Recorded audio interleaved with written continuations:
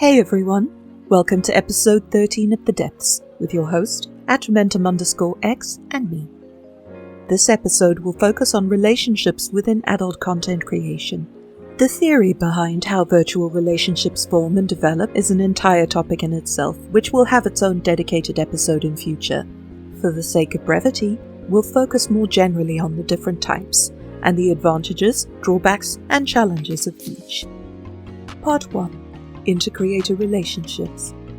Content creation, VTubing specifically in this case, requires a much broader and heavier workload than a viewer sees on stream. The investment of time and energy in order to be successful is huge, and when factored in with maintaining real-life relationships and employment, this can leave precious little energy for virtual socializing. Nobody is an island in the content creation game, however. Networking, building professional relationships, and cultivating a supportive friendship structure are vital tools for growth and caring for one's mental health. Initially, one might think that finding connections is easy, as creators produce a plethora of broadcast and social media content that can be browsed to gauge their style, interests, community, and values. Whilst these certainly are indicators of potential compatibility, navigating the social and professional safeguards that each content creator maintains for the sake of safety and effective time and energy conservation is a different situation entirely. Digital relationships hold several advantages for content creators and their communities. They negate proximity issues, provide access to those with shared interest and experiences, and mutually beneficial collaborative opportunities, greater social penetration in the community, reducing social gating, which are barriers that prevent us from being drawn to someone IRL, providing easy access to communities, lowering social anxiety and inhibitions, and potentially increasing self-esteem and access to social support systems. No relationship type is without its drawbacks, however.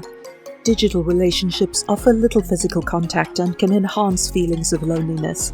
The separation of virtual action and consequence from the physical realm can lead to the increased potential for abuse and dishonesty. Oversharing without the proper grounding of consent and trust can lead to disastrous consequences in the wrong hands, leading to disillusionment and cynicism after being burned, or conversely, anxiety and hypervigilance at every interaction. The lack of paralinguistic signals can also increase the potential for misunderstanding. Ultimately, each relationship is unique. Everyone has their own metrics of pros and cons versus their available energy and time to decide whether a connection is a worthwhile prospect. Virtual relationships are just as real as physical ones and require similar investment and trust from the individual. Part 2. Parasocial relationships. Although often used as a pejorative, parasocial relationships are actually a content creator's stock in trade. The act of consuming a piece of media or content and feeling like you're involved or relate to it is called a parasocial interaction.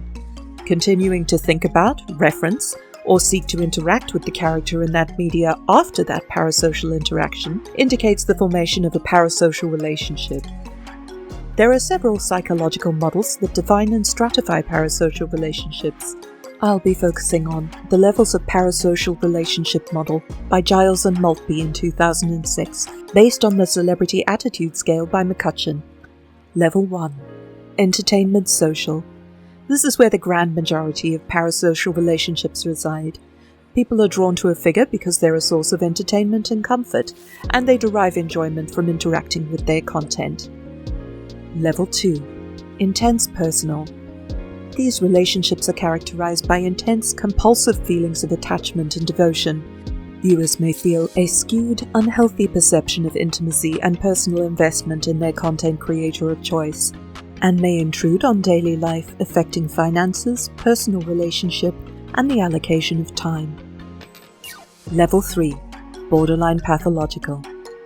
Viewers in this level experience uncontrollable compulsions and fantasies that significantly intrude into their daily lives.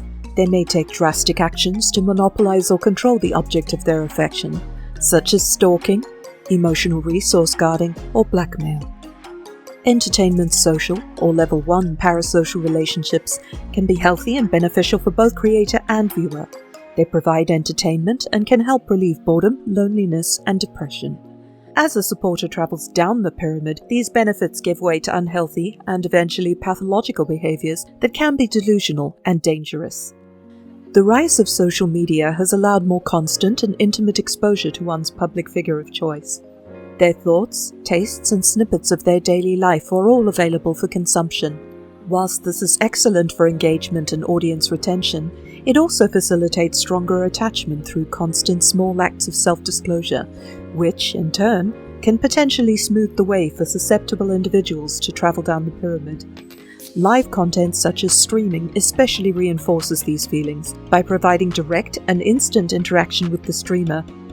Content creators therefore must maintain rigorous boundaries for their and their viewers' well-being, encouraging them to enjoy the connection while staying at the right level of the pyramid. Tonight we'll be discussing the panel's experiences with both types of relationships, how they manage them, and what techniques they use to do so. The sources for this video will be linked on the ending card. Thanks for watching. Join us now in the studio.